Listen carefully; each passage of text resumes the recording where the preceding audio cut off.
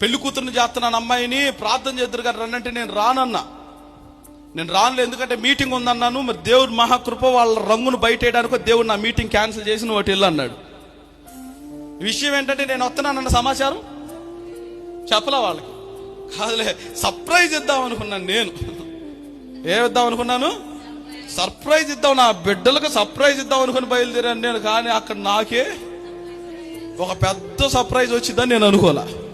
Surprise ఇద్దామని వెళ్ళి దూరంగా నా బండి ఆపుకొని అక్కడికి వెళ్ళి కరెక్ట్ గా అయ్యగారు వచ్చారమ్మా. అసలు అయ్యగారు వస్తారంటే సంతోషం అనిపించిందమ్మా మాకు. నిజంగా దైవ కార్యం జరుగుతుందన్న బిడ్డలు ఆనందపడతారేమో అనుకుంటే అక్కడ దూరంగా బండి పార్కు చేసి 2 అడుగులు ముందుకే గానీ ఒక ఆమె పరిగెడుతుంది. ఇంత చేతిలో పేడో మరి అది పసుపు తలకాయో పెండాకుడో నాకు తెలియదు, కానీ దాన్ని తీసుకొని ఇటు పరిగెడుతుంది.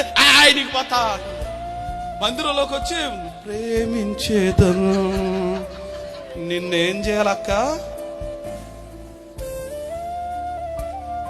నీ వల్లే నీ పేట నాశనం అవుతుంది అంట. నేను నీ వల్లే నీ కుటుంబం నాశనం అవుతుంది, నీ వల్లే దేవునికి అవమానం వస్తుంది. ఏరి పారేస్తాడు జాగ్రత్త దేవుడు. ఆయన నామానికి అవమానం తీసుకొస్తే ఊరుకోడు ఆయన, ఏరేస్తాడు ఆయన.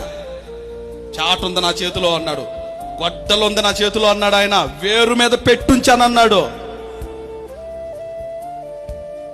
తమాషాలు కాదు భక్తి అంటే.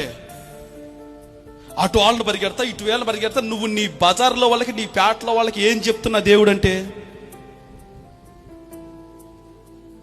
ఏం చెప్తున్నావు నువ్వు? నీ సాక్ష్యం ఏంటి? నేను అంటాను, నువ్వు ఇంకా అదే శిక్షా విధిలో ఉన్నావా? మారలేదా? ఆ శిక్షలోనే ఉన్నావు నువ్వు ఇంకా. అయితే జస్ట్ ఊరక ఆ పావురాల మధ్యలో కాకిలాగా దూరి బూడిద పూసుకొని నేను కూడా పావురాన్ని అంటున్నావు అంతే. బాగుంటుంది బయట, కానీ దాని ద్వారా వచ్చే శాపం నువ్వు తట్టుకోలేవు, దాని ద్వారా వచ్చే శిక్ష తట్టుకోలేవు నువ్వు.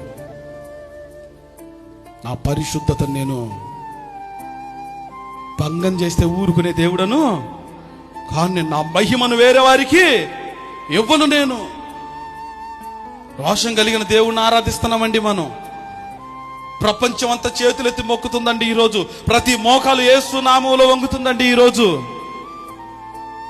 అలాంటి శక్తి కలిగిన దేవుని పాదాల చెంత మన బ్రతుకులు ఎలా ఉన్నాయి? అదే శిక్షా విధిలో ఉన్నాయా ఇంకా?